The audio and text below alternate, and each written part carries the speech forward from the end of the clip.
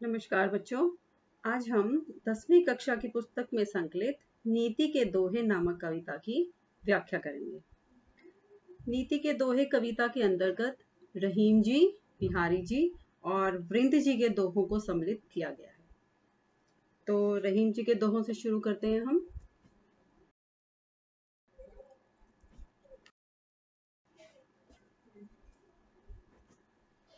कही रहीम संपत्ति सगे, बनत बहुत बहुरीत, विपत कसौटी जे कसे, सोई साचे मीत। इसमें रहीम जी ने सच्चे मित्र की पहचान के बारे में हमें बताया है। रहीम जी कह रहे हैं कि मनुष्य के अच्छे समय में या जब उसके पास धन संपत्ति आ जाती है तो बहुत से लोग उसको अपना मित्र या सगा संबंधी बनाने की चेष्टा करते हैं या अपना मित्र बताते हैं। कभी कभी कह रहे हैं, किंतु सच्चे मित्र की पहचान विपत्ति के समय में ही होती है। विपत कसौटी जे कसे, सोई साचे मीत। जो विपत्ति या कठिनाई के समय अपने मित्र का साथ देते हैं, असल में वही सच्चा मित्र, सच्चा सहयोगी होता है। अगला दोहा है जी हमारा, एक साधे सब सधे, सब साधे सब जाए, रहीमन सींचे मूल को, फूले फले अध्याय। इसमें रहीम जी ने केवल एक ही लक्ष्य पर ध्यान केंद्रित करने की बात कही है। इसमें रहीम जी कह रहे हैं कि एक साधे सब सधे, कि एक ही लक्ष्य को साधने से व ध्यान केंद्रित करने से उसके साथ कई लक्ष्यों की प्राप्ति हो जाती है। भाव एक ही साधना पूरी तरह से करने से सब लक्ष्य साधे जाते हैं और सबके पीछे दौड़ने से सब कुछ हाथ से निकल जाता है, भाव बेकार हो जाता है। सब साधे सब जाए, सब कुछ नष्ट हो जाता है। रहीमन सींचे मूल को, फूले फले अध्याय। इसमें रहीम जी ने वृक्ष के उदाहरण से स्पष्ट किया है कि जिस प्रकार वृक्ष की जड़ को, उसके मूल को सींचने पर उसके फूल फल सब तृप्त हो जाते हैं, उसी प्रकार एक ही लक्ष्य पर ध्यान केंद्रित करने से अनेकों सह लक्ष्यों की प्राप्ति हो जाती है। अगला दोहा है जी हमारा, तरुवर फल नहीं खात है, सरवर पीहे न पान, कही रहीम पर काज हित, संपत्ति सजिह सुजान। इसमें रहीम जी ने स्वार्थ की अपेक्षा परमार्थ को महत्व दिया है। इसमें रहीम जी प्रकृति के साधनों के द्वारा परोपकार की भावना पर बल दे रहे हैं। प्रकृति के साधन जैसे तरुवर, वृक्ष जिसकी बात कर रहे हैं, और सरोवर जिसकी वो रहीम जी उदाहरण दे रहे हैं। वृक्ष व सरोवर के उदाहरण से यह स्पष्ट कर रहे हैं कि हमारी प्रकृति भी हमें परोपकारी होना सिखाती है। इसमें रहीम जी कह रहे हैं कि जिस प्रकार वृक्ष अपना फल खुद न खाकर संसार को दे देता है, तालाब भी अपना जल स्वयं ग्रहण नहीं करता, नहीं पीता, बल्कि जल दूसरों को दे देता है, उसी प्रकार दानी व्यक्ति भी, संपत्ति संचिह सुजान, दानी व्यक्ति भी, सज्जन व्यक्ति भी अपनी संपत्ति को परमार्थ या दूसरों की भलाई के कार्यों में लगाते हैं, स्वार्थ पूर्ति के लिए नहीं। इनका चौथा दोहा है जी, रहीमन देख बड़न को, लघु न दीजे डार, जहां काम आवे सुई, का करे तरवार। इसमें रहीम जी इस बात पर बल दे रहे हैं कि वस्तु चाहे छोटी हो या बड़ी, उसका अपना एक महत्व होता है। इसमें रहीम जी कह रहे हैं, वस्तु के छोटी होने या आकार के छोटे होने से हमें उसके महत्व को नहीं भुलाना चाहिए, क्योंकि हर छोटी बड़ी वस्तु की अपनी एक महत्वता होती है, अपनी एक उपयोगिता होती है। जहां छोटी वस्तु का कार्य है, वहां बड़ी वस्तु वह कार्य नहीं कर सकती। लघु न दीजे डार, इसमें सुई व तलवार के उदाहरण से रहीम जी ने स्पष्ट किया है कि जहां सुई का उपयोग है, जहां सुई कार्य कर सकती है, वहां तलवार जैसी बड़ी चीज कुछ नहीं कर सकती। का करे तलवार, कि तलवार क्या कर सकती है? जहां सुई का उपयोग है, सुई का प्रयोग करना है, वहां तलवार कुछ नहीं कर सकती। इसके बाद जी हम बिहारी जी के दोहों की तरफ चलते हैं। जी के दोहों से शुरू करते हैं, जिनका पहला दोहा है, कनक कनक ते सौगुनी मादकता अधिकाए, बह खाए बोरात है यह पाए बोराए। इसमें बिहारी जी ने संपत्ति अर्थात सोने के नशे को धतूरे के नशे से अधिक बताया है। इसमें बिहारी जी कह रहे हैं कि कनक कनक ते सौगुनी, कनक यानी संपत्ति, सोना, सोने का नशा, और धतूरे के नशा। दो बार कनक कनक है, एक कनक का अर्थ है सोना, दूसरे कनक का अर्थ है धतूरा। कि जो सोने का नशा है, संपत्ति का नशा है, धतूरे के नशे से 100 गुना है। भाव यह है कि जिस प्रकार नशा करने वाले को सही गलत की सुध नहीं रहती, उसी प्रकार संपत्ति आ जाने पर भी मनुष्य अहंकार के वश में होकर, संपत्ति के मद में होकर अच्छे बुरे की समझ भूल जाता है। भाव उस पर दौलत का नशा चढ़ जाता है, वह यथार्थ से दूर हो जाता है। इसमें सोने के नशे को अधिक इसलिए कहा है, किसलिए कहा है? वह खाए बोरात है यह पाए बोराए, कि धतूरे को तो ग्रहण करने से, उसका सेवन करने से नशा होता है, किंतु यह पाए बोराए, किंतु जो संपत्ति है, जो सोना है, धन दौलत है, उसके तो केवल पा जाने से ही मनुष्य को अहंकार रूपी नशा घेर लेता है। इनका अगला दोहा है जी, यही आशा अटक्यो रहे अली गुलाब के मूल, हो इही बहुरी बसंत ऋतु इन डारिन पे फूल। इसमें बिहारी जी ने भंवरे के माध्यम से हमें आशावादी होने का संदेश दिया है। निराशावादी दृष्टिकोण को छोड़कर आशावादी सोच की ओर हमें बढ़ाने का प्रयास किया है। इसमें वे हमें यह बताने का प्रयास कर रहे हैं कि सुख और दुख जीवन के महत्वपूर्ण पहलू हैं। जीवन में दुख के बाद सुख की प्राप्ति अवश्य ही होती है।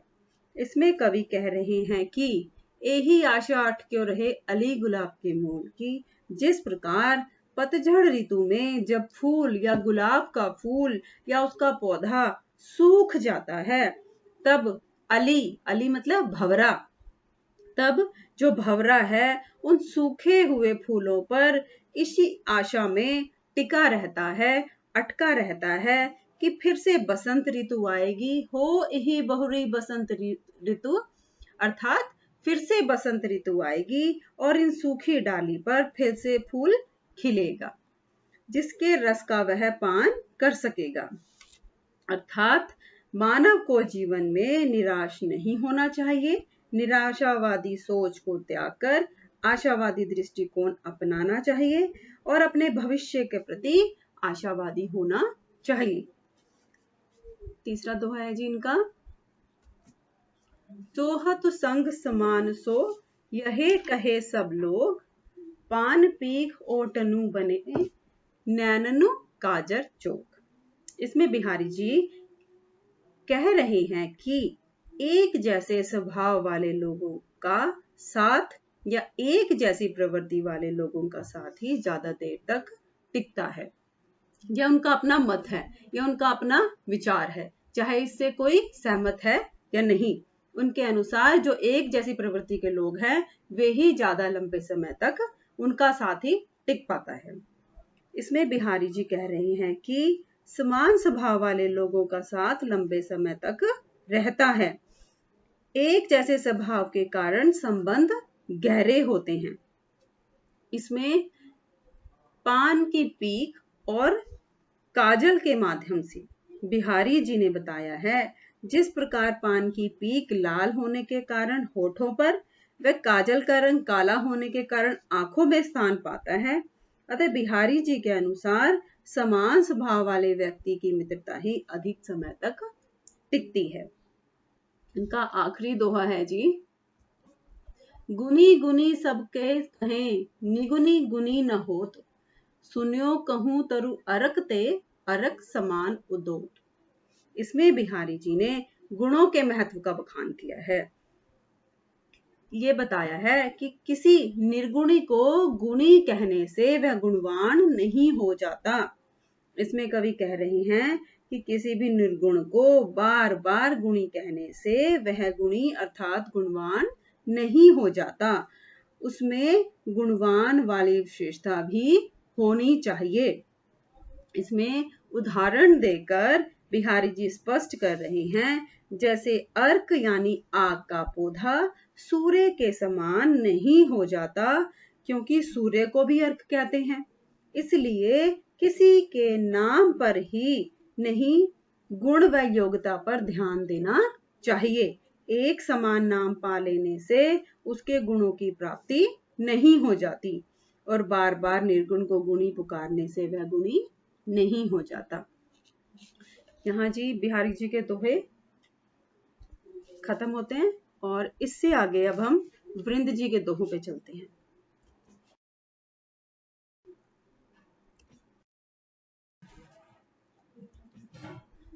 इनका पहला दोहा है जी, करत करत अभ्यास के जड़मति होत सुजान, रसरी आवत जाते सिल पर परत निशान।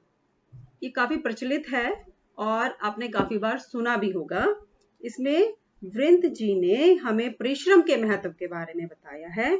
इसमें परिश्रम की महिमा का गुणगान करते हुए वृंद जी कह रहे हैं कि करत करत अभ्यास के, बार बार या लगातार मेहनत करने से जड़मति होत सुजान, जड़मति अर्थात मूर्ख भी सुजान अर्थात विद्वान हो सकता है। इसमें पत्थर व रस्सी का उदाहरण वृंद जी दे रहे हैं।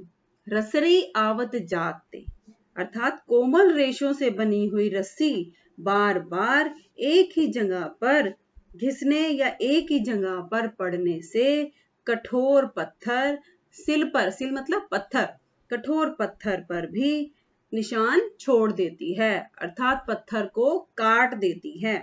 उसी प्रकार कमजोर व्यक्ति भी लगातार परिश्रम करके अपने लक्ष्य को पा सकता है, अपनी मेहनत व लगन से विद्वान बन सकता है। वृंद जी का अगला दोहा है, फेर न हवे है कपट सो जो कीजे व्यापार, जैसे हांडी काठ की चढ़े न दूजी बार। इसमें वृंद जी ने बताया है कि छल व कपट का व्यवहार ज्यादा देर तक या बार बार नहीं चल सकता। इसमें वृंद जी कह रही हैं कि छल व कपट का व्यवहार अल्पायु है, थोड़े समय चलने वाला है। आप छल और कपट को बार बार नहीं दोहरा सकते। इसमें काठ, लकड़ी की हांडी और मटकी के उदाहरण द्वारा वृंद जी इस बात को स्पष्ट कर रही हैं। काठ मतलब लकड़ी, काठ की हांडी के द्वारा इस बात को वो स्पष्ट कर रही हैं कि जिस प्रकार काठ की हांडी को बार बार नहीं चढ़ाया जा सकता। कहाँ नहीं चढ़ाया जा सकता? अग्नि में, आग पर नहीं चढ़ाया जा सकता। परिमाण स्वरूप काठ की हांडी नष्ट हो जाएगी। उसी प्रकार धोखेबाज व्यक्ति एक आध बार तो चालाकी कर सकता है, लेकिन उसकी चालाकी बार बार नहीं चल पाती। छली व कपटी व्यक्ति को मुंह की खानी पड़ती है। इनका तीसरा दोहा है, मधुर वचन ते जात मिट जन अभिमान, तनिक शीत जल सो मिटे जैसे दूध उफान। इसमें वृंद जी ने मीठे वचनों के महत्व के बारे में बताया है। इसमें कवि मीठे वचनों की महिमा, उनकी विशेषता को बताते हुए कह रहे हैं कि मधुर वचन अर्थात मीठे वचनों में वह परम शक्ति है जो बड़े से बड़े घमंड, बड़े से बड़े अभिमान को नष्ट कर देती है। उत्तम जन अभिमान नष्ट कर देती है। अहंकारी व घमंडी व्यक्ति भी मीठे वचनों के वश में होकर अहंकार का त्याग कर देता है। पुनः उबलते दूध का उदाहरण देते हुए वृंद जी कह रहे हैं कि जिस प्रकार उबलते हुए दूध का उफान ठंडे जल के छींटे से शांत हो जाता है, उसी प्रकार घमंड या गर्व को भी मधुर वचनों से शांत किया जा सकता है। वृंद जी का और इस कविता का आखिरी दोहा है, अरे छोटो गनिये नहीं जाते होत बिगार, तृण समूह को तनिक में जारत तनिक अंगार। 12वें व अंतिम दोहे में वृंद जी हमें यह शिक्षा दे रहे हैं कि हमें अपने शत्रु को कभी भी कम या छोटा नहीं समझना चाहिए, कमजोर नहीं मानना चाहिए। जाते होत बिगाड़, ऐसा होने पर बहुत बड़ा नुकसान हो सकता है। जिस प्रकार एक छोटा सा अंगारा बड़े से बड़े तृण समूह अर्थात तिनकों के बड़े से बड़े ढेर को पल भर में जलाकर नष्ट कर सकता है, इसमें दूसरे अर्थ में हम ये भी कह सकते हैं कि छात्र और छात्राओं को अपने ध्येय, अपनी पढ़ाई को कम में नहीं लेना चाहिए, उसके लिए पूरी तैयारी करनी चाहिए, अर्थात युद्ध स्तर की तैयारी करनी चाहिए। यहाँ पे हमारे दोहे और ये कविता खत्म होती है। बच्चों, इस वीडियो के डिस्क्रिप्शन बॉक्स में तीनों कवियों के बारे में आपको विशिष्ट जानकारी मिल जाएगी और ध्यानपूर्वक इसकी व्याख्या सुनने के लिए धन्यवाद।